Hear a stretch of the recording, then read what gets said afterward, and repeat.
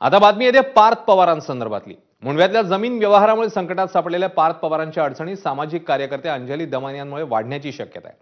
पुण्याच्या बॉटॅनिकल गार्डनच्या जमिनीवर पार्थ पवारांच्या मालकीच्या अमेडिया एंटरप्राइजेसने बेकायदेशीरपणे ताबा मिळवण्याचा प्रयत्न केलाय असा दमानियांचा आरोप आहे। शिवाय या प्रकरणामध्ये राजकीय दबाव वापरला गेला असून पोलिसांनाही मदत पाठवण्यासाठी सांगण्यात आल्याचं त्यांनी म्हटलं। जमिनीचा व्यवहार झाला त्या दिवशीच पार्थ पवार यांच्या टॉवर लोकेशनची चौकशी करण्याची मागणी करण्यात आली आहे। यावेळी पुन्हा एकदा दमानियांनी अजित पवारांना जबाबदार ठरवले आणि त्यांच्या राजीनाम्याची मागणी केली।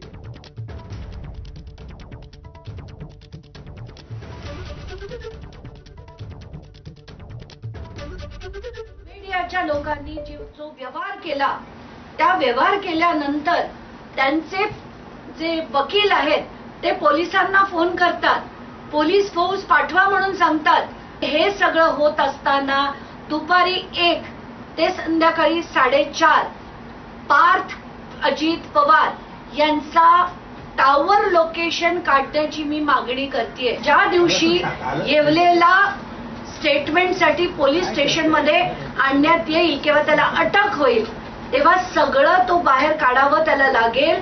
पार्थ पवारचं नाव येईल, अमेडिया एंटरप्राइजेसचं सरळ नाव येईलच आणि हे सगळं कसं घडलं हे बाहेर येऊ नये म्हणून येवलेला ही बेल ऍप्लिकेशन मंजूर झाली आहे। अमेडियाने नुसतं एक डॉक्युमेंटच नाही, पोलिसांवर दबाव, आमची मिनिस्ट्री ऑफ एन्व्हायरमेंट सेंट्रल गव्हर्नमेंटच्या मिनिस्ट्रीच्या याच्याकडली असलेली जमीन ती सुद्धा बळकावण्याचा प्रयत्न केला।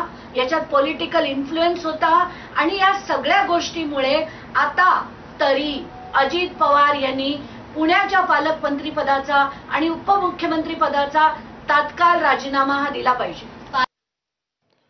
दरम्यान अंजली दमानियांनी अजित पवार आणि पार्थ पवारांविरोधात आक्रमक भूमिका घेतल्यावर आता राष्ट्रवादी पक्षाकडून दमानियांना प्रत्युत्तर देण्यात आलंय। हे फक्त आणि फक्त पवार कुटुंबाला बदनाम करण्यासाठी ज्या वेळेस एखादी व्यक्ती चौकशी चालवण्यास सहकार्य होत असेल तर तुम्हाला इतर गोष्टीची गरज का पडावी? अंजली दमानियाचा सीडीआर तपासावा, अंजली दमानियाचे कॉल रेकॉर्ड तपासावे आणि ते महाराष्ट्राच्या जनतेसमोर आणावेत।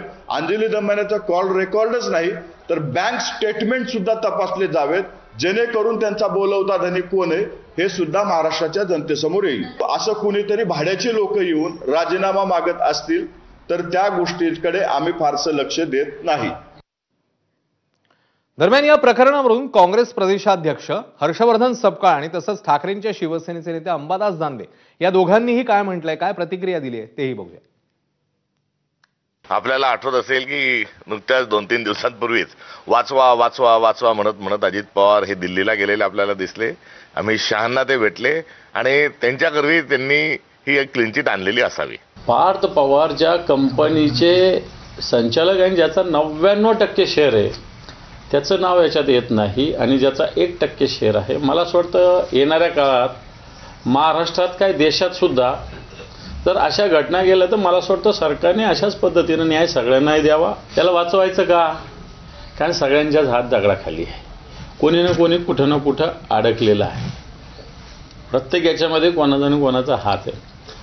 त्याच्यामुळं आपल्या म्हणतो चोर चोर सगेरे भाई, अशा पद्धतीने हे चोर चोर सगेरे भाई सगळे झालेले आहेत। तर या मुठे समितीच्या अहवालामध्ये पार्थ पवारांना क्लीन चिट मिळाल्याचा दावा होत असतानाच महसूल मंत्री चंद्रशेखर बावनकुळेंनी या संदर्भात काय स्पष्टीकरण दिलंय तेही बघूया। कुठलीही दुसरी समिती नाहीच आहे, एकच समिती आहे, विकास कारगे समिती। कुठले खाली कोणाला अधिकारच नाही आहे चौकशी करायचे किंवा कोणाला क्लीन चिट देण्याचे। राजेंद्र मोठे अशी समितीच बनलेली नाही आहे, एकच समिती आहे राज्यामध्ये या विषयाची, ती आहे विकास कारगे समिती।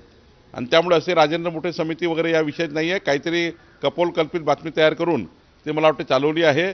IGRच्या अधीनस्थ काही अधिकारी असतील त्यांनी काही प्राथमिक चौकशी केली असतील ते त्यांचा भाग आहे, पण राज्य शासनाने या पूर्ण विषयाकरता विकास कारगे समिती नेमलेली आहे। म्हणजे कुठल्याही व्यक्तीला कोर्टामध्ये जाऊन यामध्ये या भूखंडाला लाटता येणार नाही। याकरता संपूर्ण हिअरिंग आम्ही त्या अमेडिया कंपनीला हिअरिंग देणार आहे, ते विकणाऱ्याला हिअरिंग देणार आहे, विकत घेणाऱ्याला हिअरिंग देणार आहे, कारण हा सिव्हिल मॅटर आहे आणि त्यामुळे कुठलाही स्कोप आम्ही ठेवणार नाही। सर्वांना हिअरिंग देऊ, अंजली दमानियांजींनाही हिअरिंग देऊ, त्यांचेही म्हणणं ऐकून घेऊ आणि 100% यामध्ये कोणीही सुटणार नाही याची काळजी घेतलेली आहे। आणि त्यामुळे मला वाटतं की जेव्हा रिपोर्ट येईल तो रिपोर्ट आपल्यासमोर आम्ही सांगूच। पुढची बातमी येते राहुल गांधींसह